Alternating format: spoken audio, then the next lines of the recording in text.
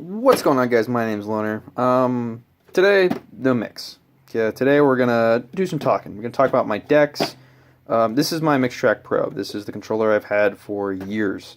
It's a decent controller. You got your two decks, you got your three-band EQ, you got your up faders, you got your crossfader. It's not there. I'll explain in a minute. Play, pause, cue, pitch fader, all that stuff. You have hot cues that don't work, an effects bank that doesn't work, and loop controls that suck.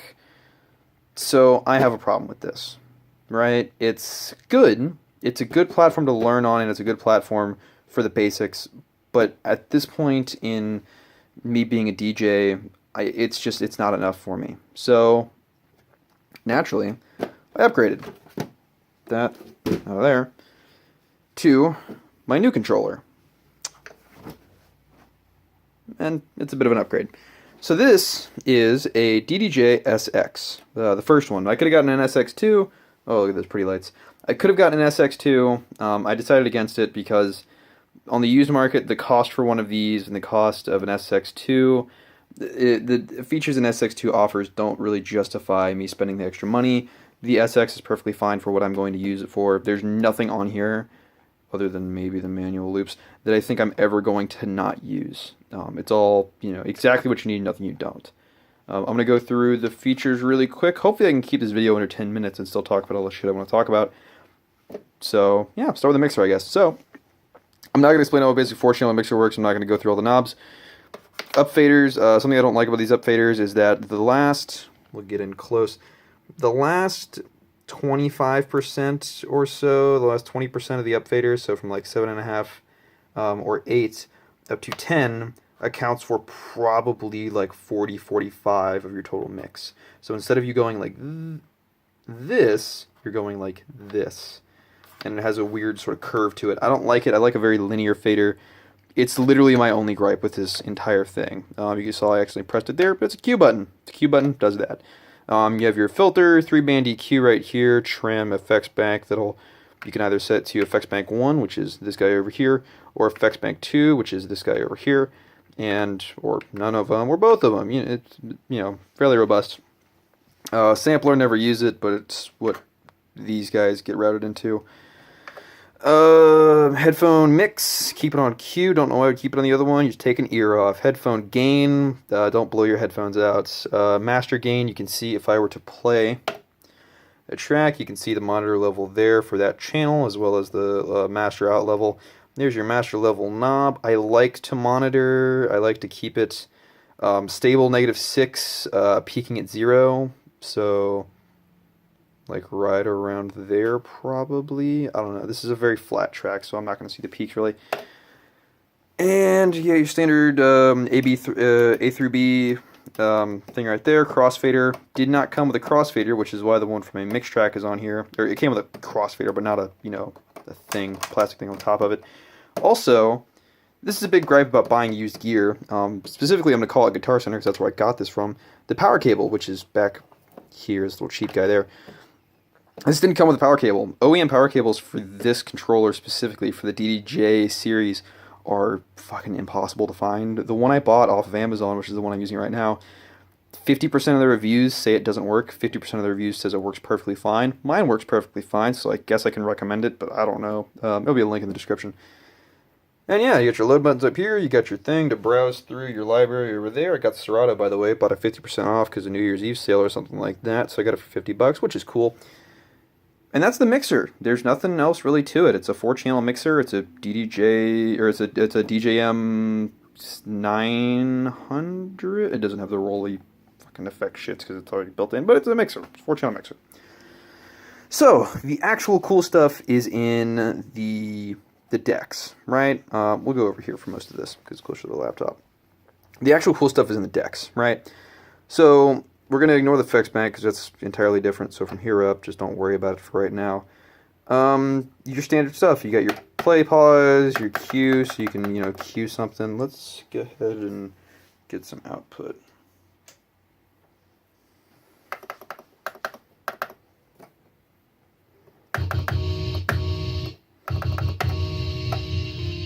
You got your standard stuff, right? So the cool thing about the DDJ SX, you might have noticed, that's a 4-channel mixer. Well, there's only 2 two platters here. What do?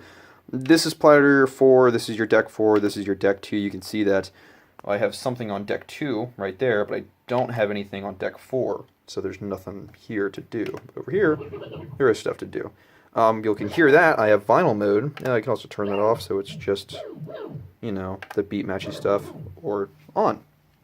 I always keep vinyl mode on. You can just do the side thing. That's how I learned. Grid adjust, which is these guys here. You shouldn't be messing with grid adjust live. I don't know why it's on there like that. Reverse. This one's fun. So you can do like this.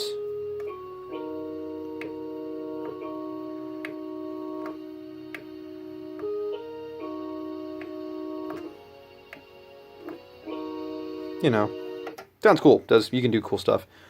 It's nice for censoring things. You want to censor stuff, it'll automatically do the slippy kind of stuff, which we'll get to in a second, without you having to, mess with the possibility of messing with play or polish or something like that. So this guy up here is the needle drop.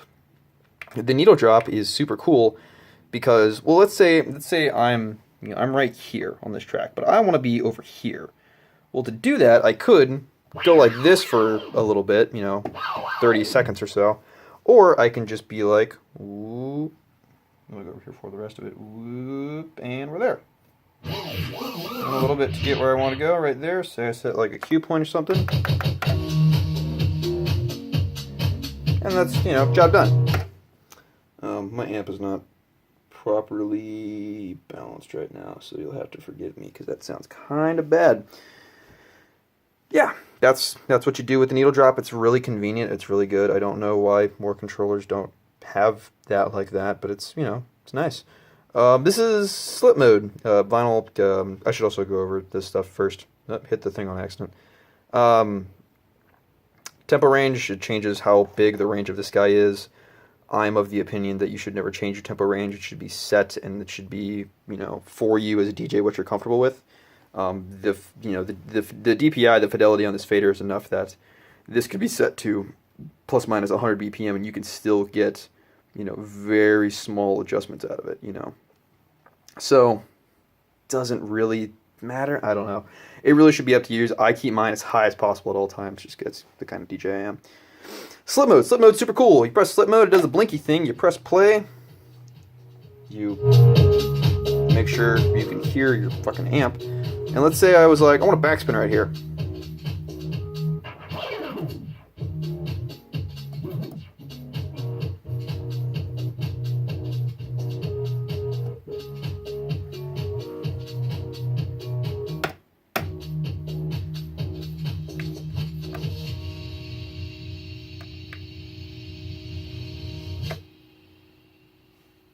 It does cool stuff like that.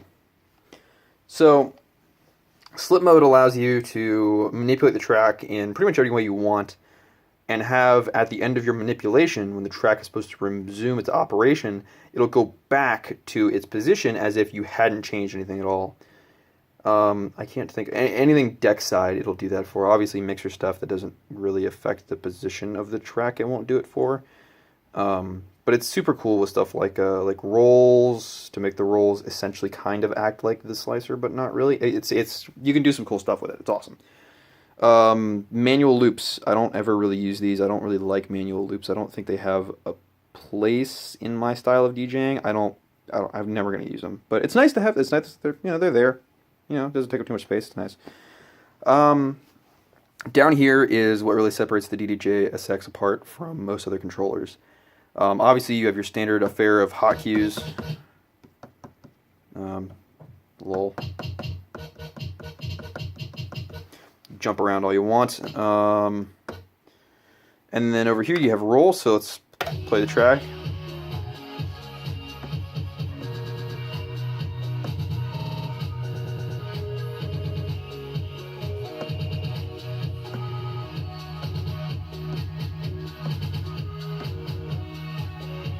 Sounds cool.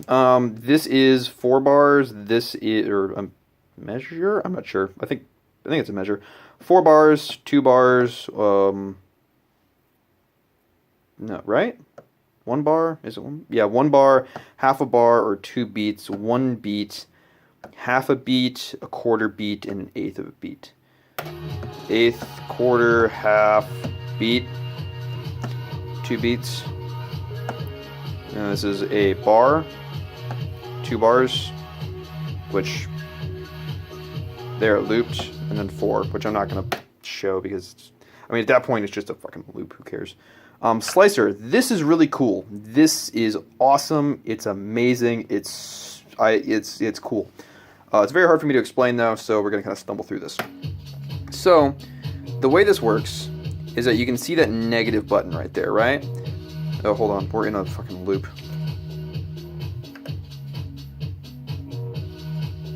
Right? There we go.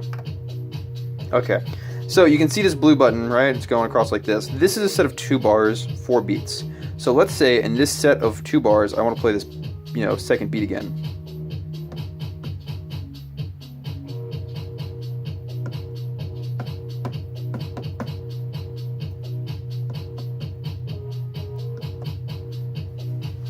And you can't.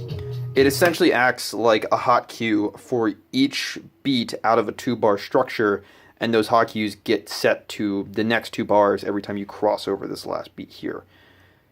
That's kind of a convoluted explanation, but it's the best one I can give you. You also have a sampler. This is essentially this guy just divided by 8. It's, 8 sample buttons.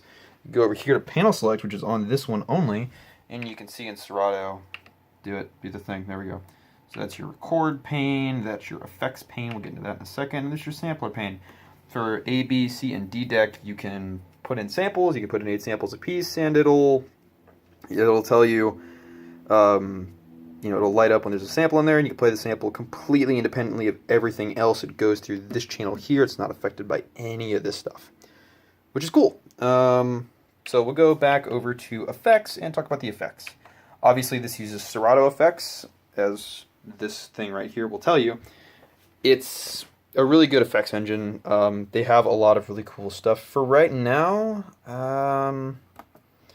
let's look at tremolo. Those are fun. Let's look at tremolo. So let's set that on there because I like this track. So we have effects bank 1 right there playing on deck 2. Going into that guy, channel 2 I should say. So, if we were to turn on our tremolo, and we'll just increase the value there. And let's say we wanted to change the waveform. We can do that with this button here that'll affect that second parameter. So we can do a saw down. Oh, lol rect. Hold on.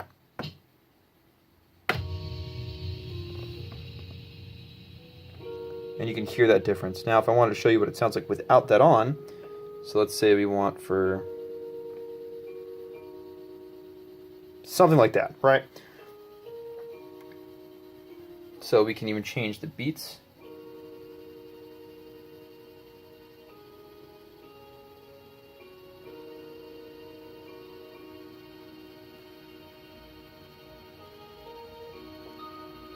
That would be something like real shallow, not really there. Add some more noise. Modulate the frequency of that noise. There's so much you can do with Serato effects that it's kind of hard for me to go into it in 2 minutes at the end of a video. I could talk about Serato effects for hours, and people do. You can find videos about Serato's crazy amazing effects engine all over the place.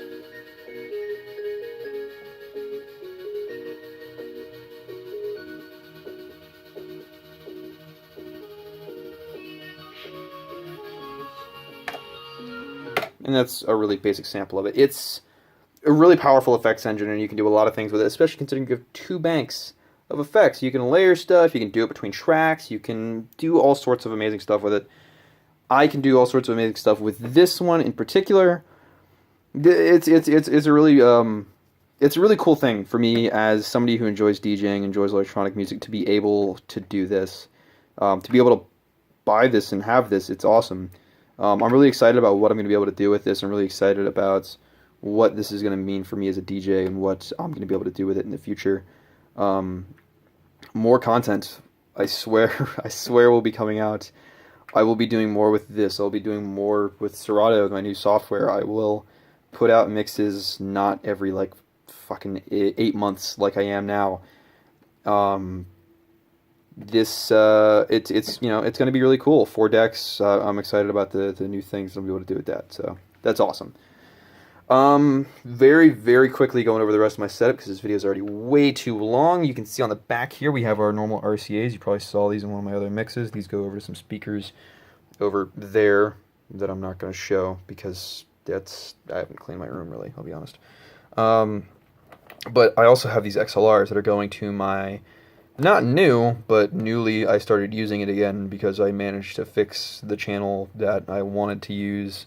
I wanted to use dual channels with these XLRs or split RCAs.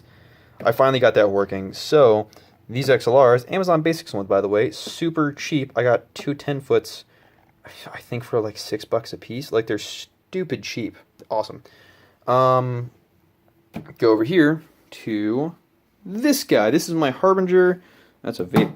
This is my Harbinger HA60. It's a cheap amp. It's from China.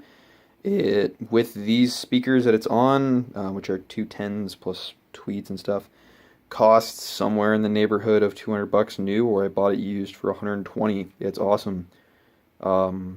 Yeah, play stuff. You can see this is the volume of this channel. This is the volume of this channel, left and right. This is the master volume, and it sounds this loud. It can sound way louder.